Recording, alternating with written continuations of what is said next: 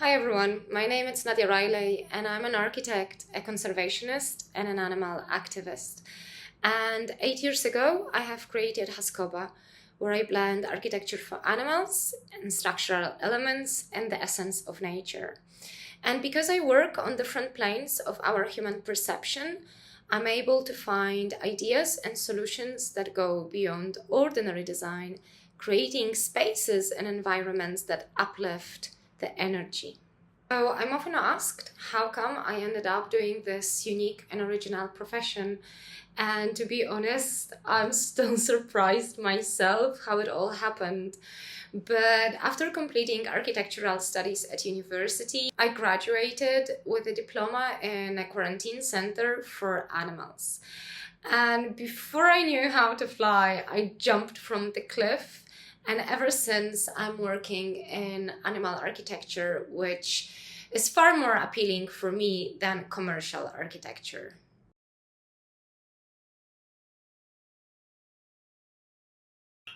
So my work from the very beginning was very international, and I have completed many projects for zoological institutions, as also worked for private clients and VIP clients, especially in the Emirate area. And as satisfying as it was also very draining. And I got to a crossroad where I knew that I've lost that connection to who I was and what was my contribution as an architect to this world. And I needed to regain that connection to my creativity and to my intuition, because I really feel that architecture for animals can be designed and expressed in a completely different way, adding a value on this planet.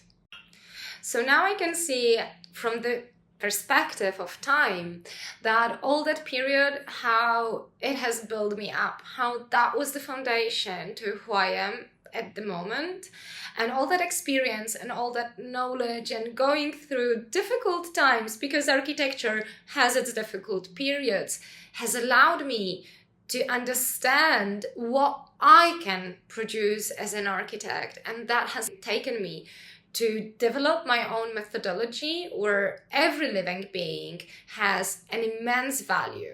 And there is no hierarchy between people, animal, and plants, because in the end, we all forming a part of a bigger organism. So the planet is a living being, like every living being, it will have its own energy, pulse, and vibration. And we humans, all living beings, we live in an environment where there is this constant exchange of this information. And the fact that we cannot always see it, it doesn't mean it's not there.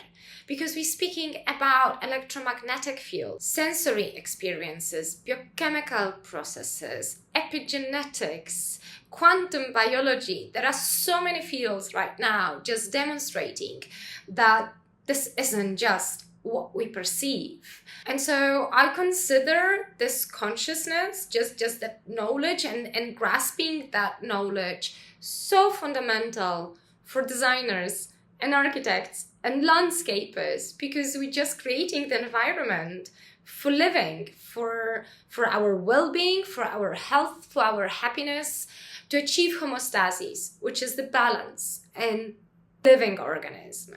So the time has arrived when we have to change the paradigm. We cannot still be creating architecture which is unhealthy, and this is what has been happening during all these years.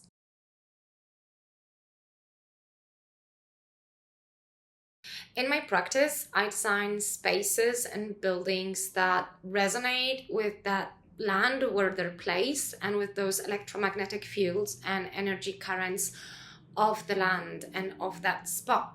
So for me, I consider that architects, landscapers, designers, they've got a huge responsibility on what they imprint on the skin of the planet. And as I mentioned, the planet, it's a living being.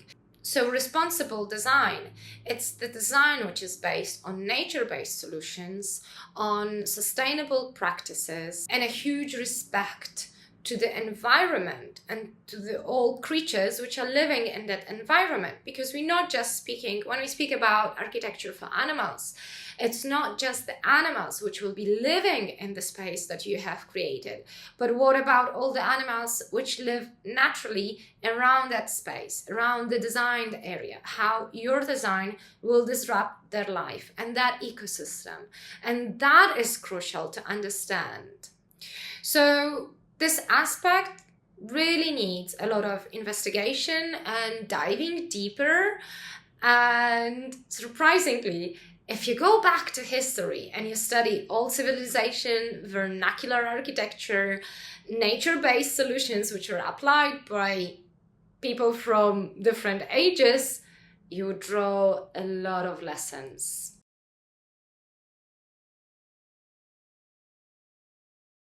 My clients, they come from different countries, different backgrounds with different needs, but this global work and this global experience, it's just so enriching for me. And every project, it's just like a new journey. It's a new destination where you have to learn about the species, their needs, their individual forms.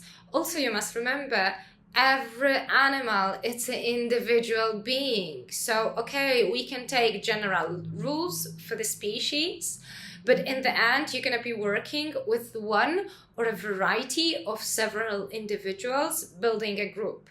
And what is crucial, how I work and how I find it important, it's to know exactly what group of animals you're going to be working with and focus this design having them in mind. This is already creating that energetical connection which allow you to come up with a perfect project. And what I enjoy a lot about my work, it's the variety. Because sometimes you design animal habitats for zoological institutions, sometimes it's a safari park, sometimes it's a rewilding park, a sanctuary, a veterinary clinic, paddock paradise, private animal facilities, you name it. There is a lot to do in the animal world. Only if we focus in the right direction and we start introducing that architecture for animals into our world with that deep respect for life.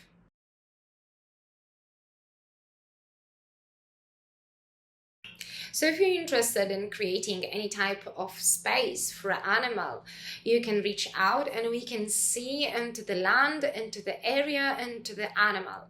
Please remember also that some solutions are really cost effective and it doesn't take to redesign and rebuild a facility to make it work. Sometimes the problem is just in the animal in itself because it's not being able to express its natural needs.